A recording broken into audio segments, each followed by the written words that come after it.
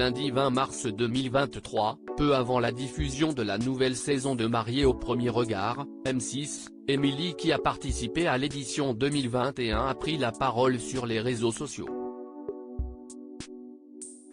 Et elle en a dit plus sur sa situation amoureuse, l'occasion de dévoiler l'un de ses mensonges. Mariés au premier regard n'a pas permis à Émilie de trouver l'amour de sa vie. En effet, son idylle avec Frédéric n'a pas duré bien longtemps, leur vision du couple étant diamétralement opposée. Mais en janvier dernier, la belle brune a révélé qu'elle avait de nouveau trouvé l'amour dans les bras d'un homme dont elle n'a jamais souhaité dévoiler l'identité. Toutefois, début mars, elle a annoncé leur rupture en larmes. J'ai décidé d'arrêter la relation parce que je n'arrivais pas à donner. Et pourtant, j'ai vraiment essayé de donner. Je n'arrivais pas à l'aimer, alors que cette personne, elle a tout, précisait-elle notamment. Mais Émilie n'a pas tardé à retrouver l'amour.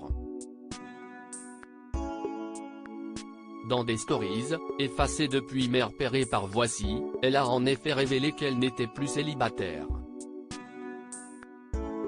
Si un jour je le montre, vous verrez que vous le connaissez peut-être, a-t-elle ajouté.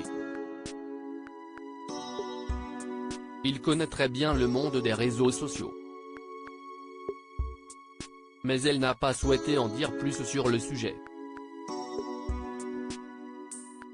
Juste que cela n'avait rien à voir avec sa précédente relation, car elle arrivait enfin à s'ouvrir. Je recevais des lettres de gens complètement psychopathes. Cette nouvelle n'a pas fait que des heureux puisqu'une internaute lui a reproché d'enchaîner les hommes. J'enchaîne qui? Il faut arrêter, s'est-elle indignée.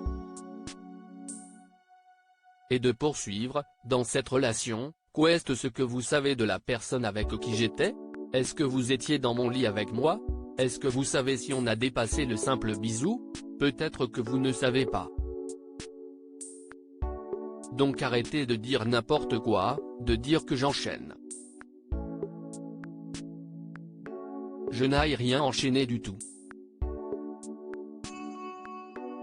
Enfin, Émilie a avoué qu'elle avait menti à sa communauté au départ concernant sa vie amoureuse, et encore, vous savez pourquoi je vous l'avais dit? Je vais vous dire la vérité, on n'était même pas ensemble mais comme je recevais des lettres de tarés chez moi, j'ai préféré faire croire sur les réseaux que j'étais avec quelqu'un.